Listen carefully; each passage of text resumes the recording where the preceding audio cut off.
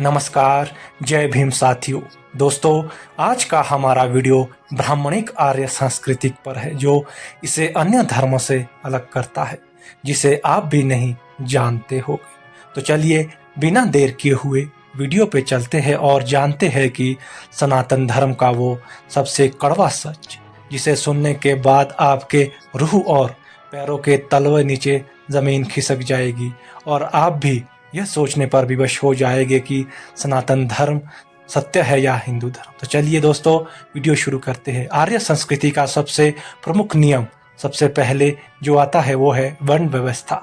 वर्ण व्यवस्था के बिना व्यक्ति और ब्राह्मण अपने आप को एक साधारण मानव की तरह नहीं जी सकता। 4 वर्ण नहीं तो आर्य नहीं। आर्य कभी भी मात्र मनुष्य के नाम पर नहीं जी सकता। उसके लिए ब्राह्मण होना और वर्ण व्यवस्था होना बहुत अनिवार्य है। मनु के अनुसार 4 वर्णों का समाज होना ही आर्य समाज का सार है। दूसरा, ब्राह्मणिक आर्य वर्ण व्यवस्था में ब्राह्मण सबसे ऊपर तथा शूद्र सबसे नीचे होंगे। क्योंकि ऐसा इसीलिए होगा क्योंकि वो अपने आप को राजा बनकर जीवन व्यतीत करना चाहते थे। कमाई करके उन्हें दान देने के लिए बने हैं और सभी की सेवा करके बने हैं, ऐसा माना गया है। यही अटल है, यही सत्य है और हमेशा ही रहेगा। ऐसा तो हो ही नहीं सकता कि आर्य समाज में ऊंच नीच या और भेदभाव हो ही नहीं सकता कि शूद्र या ब्राह्मण से ऊंचा हो जाए, चाहे वो कितना भी गुणवान क्यों ना हो जाए। सदा ब्राह्मण ही ऊंचा और सदैव उसके शीर्ष पर ही बैठा रहेगा। ब्राह्मण बात का यह सबसे कड़वा नियम है, क्योंकि जो सिद्धांत आज आदमी को नहीं समझ पाता वह धर्म कहलाने के लायक ही नहीं। दोस्तों, एक कसौटी के बिना ऊंच नीच का बंटवारा तो केवल गुंडों के गिरोह में ही होता है। ब्राह्मण धर्म के शिकंजे के रहने के कारण ही आज भारत दुनिया का सबसे भ्रष्ट देश है। ये हम नहीं कह रहे, यह विश्व की रिपोर्ट जारी करने वाला इंडेक्स कह रहा है, जिसमें 180 देशों में भारत की रैंकिंग 53वें स्थान पर है। इसका सबसे बड़ा कारण यह है कि यहाँ गुण की जगह जाति का मोल है। ब्राह्मणिक आर्य संस्कृति का तीसरा नियम यज्ञ अटल है। यज्ञ नहीं करोगे तो अनिष्ट हो जाएगा, देव नाराज हो जाएंगे और वे लोगों को सताएंगे, ऐसा ब्राह्मण ग्रंथों का कहना है। युगों से मीट, शराब और सुंदरी का खुलकर प्रयोग अनिवार्य है, ऐसा ब्राह्मण ग्रंथ का कहना है। यज्ञ में बलि के लिए सबसे उत्तम मांस आदमी का माना जाता था, लेकिन आदमी की बलि देना एक कोई सरल बात नहीं थी, क्योंकि व्यक्ति का बलि के लिए तैयार करना या उसे खरीदना बहुत महंगा पड़ता था। अजय गर्त की कथा इसका सबूत है। दूसरे स्थान पर घोड़ों की मांस तथा तीसरे स्थान पर गाय या बैल का मांस आता था। ऋषि न केवल इनकी बलि देते बल्कि उनके मांस को यज्ञ की आग में भून करके खाते भी थे। राधा कृष्णन ने अपनी पुस्तक में ब्राह्मण यज्ञ में बकरी, भेड़, गाय, सांड और घोड़ों को काटते थे। यहाँ राधा कृष्ण के धर्म और समाज में लिखा गया है।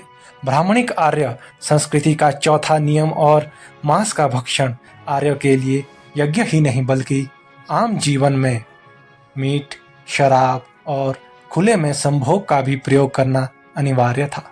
ऋषियों की देखा देखी में आम आर्य ने भी दारू, मीट का खुलकर सेवन करते थे। पुरुष ही नहीं बल्कि उनकी औरतें भी शराब पीने में मर्दों से पीछे नहीं थी। ब्राह्मण स्त्री तक भी शराब पीती थी। यज्ञ तो बिना शराब के होते ही नहीं थे। सीता कथा में लिखा गया है कि गंगा में शराब और मीट का सेवन किया है। आर्य पीकर जाती थी और दारू पीना उनका धर्म था। कट्टर ब्राह्मणवादी लेखक राधा कृष्णन को भी यह सत्य स्वीकार करना पड़ा। प्राचीन काल में ब्राह्मण भी मांस खाते थे। उनके अनुसार बंगाल और कश्मीर में ब्राह्मण अब भी मांस खाते हैं। यह धर्म समाज में लिखा गया है। ब्राह्मणिक आर्य संस्कृति का 5वां नियम है, जो कि नियोग की एक प्रथा, जो कि दुनिया में सबसे लोगों का सबसे कड़वा है। यह वह नियोग प्रथा सीधे आप शब्दों में जैसे आज के समय में पशुपालन अपनी मादा गाय भैंसों को गर्भवती कराने के लिए दूसरों के सांड को किराए पर लेकर आते हैं, वैसे ही सतयुग से लेकर द्वापर तक अपने बहनों और बेटियों को गर्भवती कराने के लिए ब्राह्मण ऋषियों को अपने घर में लेकर आते थे। सनातन वैदिक प्रथा है। प्रथा के अनुसार यह आर्य समाज की स्थापना कराने वाला दयानंद कहता है कि नियोग रोकना कोई बड़ा अपराध है। उसके अनुसार वेद की आज्ञा है कि हर स्त्री को 10-10 पुत्र पैदा करने चाहिए, चाहे विधवा हो जाए या उसका पति नपुंसक हो जाए तो भी उसे ब्राह्मण को घर में बुलाकर गर्भ धारण करना चाहिए तथा 10 पुत्रों का आंकड़ा हर हाल में पूरा करना चाहिए।